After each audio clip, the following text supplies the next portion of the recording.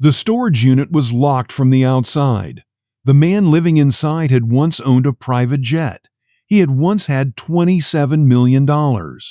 Now he had nothing, not even a working phone. 5 years before, this same man had stood in front of television cameras. He held a ceremonial check. He made a promise, on camera, in front of the whole country. He said he wanted to accept the money with humility. He said he wanted it to last for future generations. He had just won one of the largest lottery jackpots in American history. So how do you go from $27 million to a storage unit in 5 years? And more importantly, what does that say about money, about psychology, about the version of ourselves we carry, even when everything around us changes? Could the same forces be at work in your own life right now, just at a smaller scale? This is the real, fully documented story of David Lee Edwards. By the time it ends, you will understand something about sudden wealth and about human nature that most people never learn until it is already too late. David Lee Edwards was born and raised in Ashland, Kentucky. It is a small, working-class town in the eastern part of the state. The kind of place where ambition is common but opportunity is scarce. David dropped out of high school. He drifted. He made bad decisions. In his 20s, he robbed a convenience store at gunpoint. He went to prison. He violated parole. He went back. By middle age, David Lee Edwards had spent roughly 1/3 of his entire life behind bars. He also had a drug problem. That is not speculation. That is documented in his record. By the summer of 2001, David was 46 years old, unemployed. His parents had passed away, and he was living in their old house in a small community called Westwood, just outside Ashland. He had a girlfriend named Shauna, 19 years his junior. He was not a monster. He was not a villain. He was a man who had been fighting the same current his entire life, and losing. That August, he could not pay his water bill. He borrowed money from a friend to turn it back on. On his way home, he stopped at a convenience store on Wheatley Road. It was called Clark's Pump End Shop. He spent $7 on Powerball tickets. He picked the numbers himself. He heard the results announced on his car radio in a parking lot that night. He had won. The jackpot was $280 million total. David was one of 4 winners. After taxes, his share came to $27 million. At the time, it ranked as the 3rd largest lottery prize in American history. Days later, David stood at the Louisville Slugger Museum, in front of cameras for the ceremonial check presentation.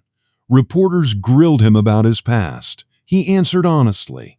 Then he said something the cameras caught and the newspapers printed. He said he did not want to accept this money by saying he would get mansions and cars. He said he wanted this money to last for him, for Shauna, for his daughter, and for future generations. He called it a poor man's dream come true. That phrase said everything. Within weeks, David married Shauna in Malibu, California. Then the spending began. He paid $1.9 million for a private Learjet, complete with a personal pilot on retainer. He bought a 6,000 square foot mansion inside a gated Palm Beach Gardens community in Florida, private tennis courts, manicured grounds, for $1.6 million. He bought a second home nearby for $600,000.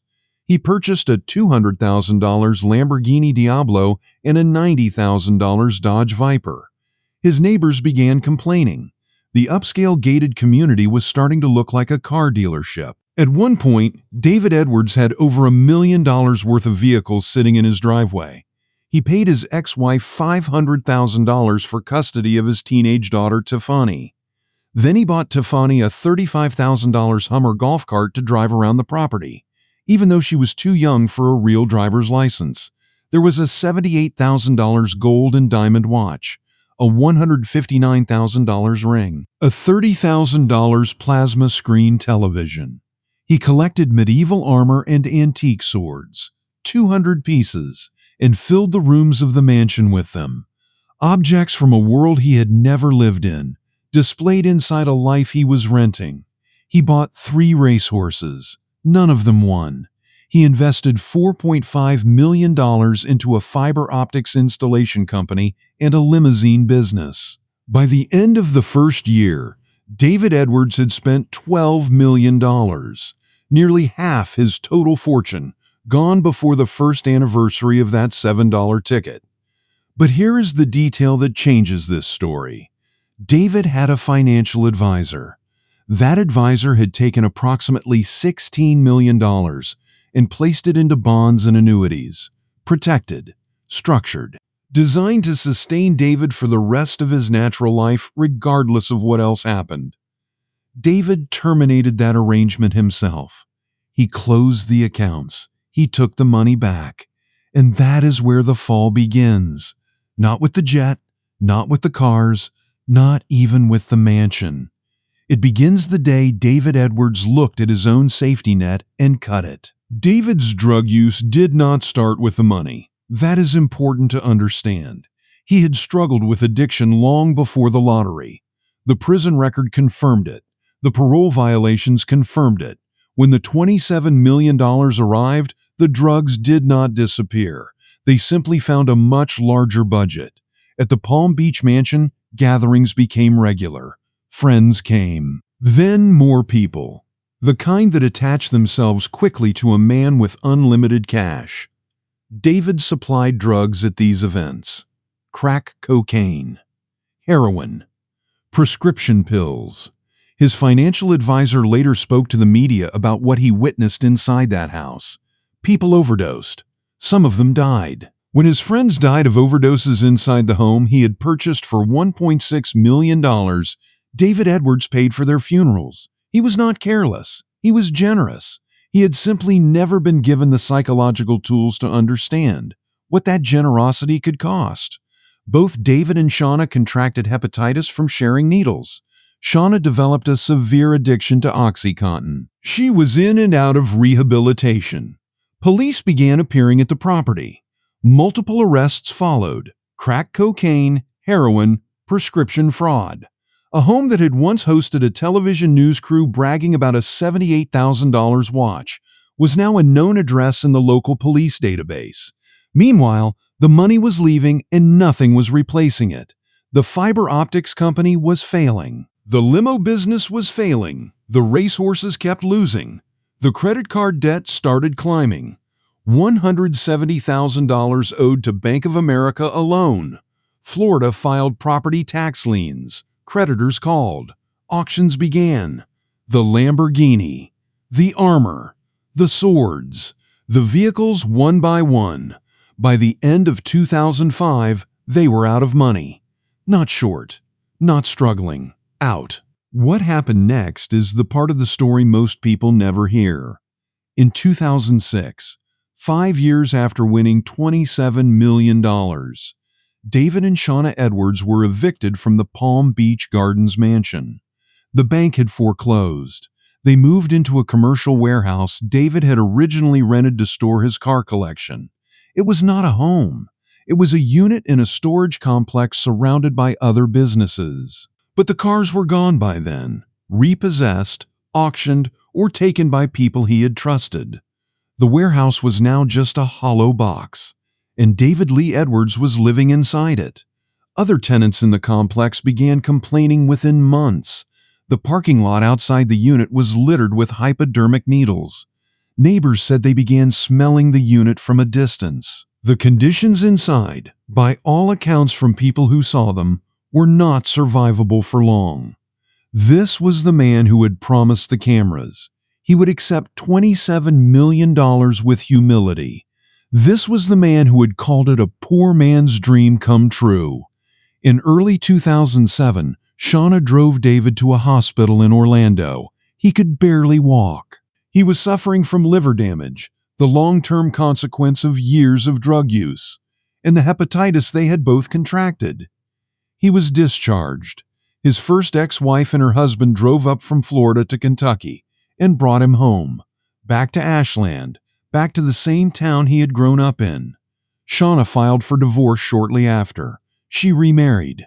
David returned to Westwood, Kentucky, with nothing. He owed thousands of dollars to the friends who had stayed loyal through everything.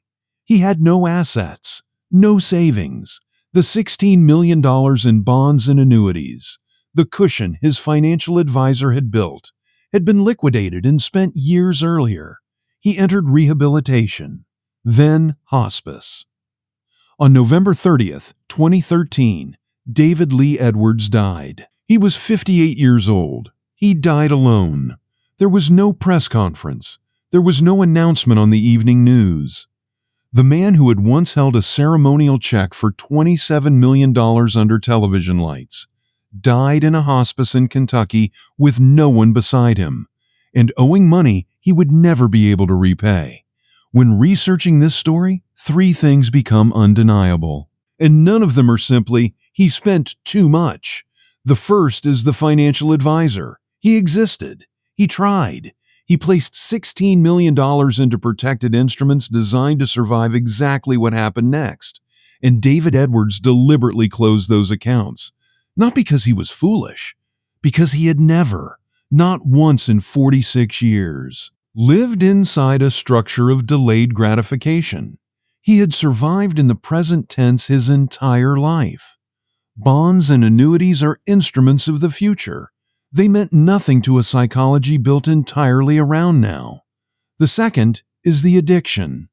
Not because addiction is a character flaw. It is not. But because addiction scales with access.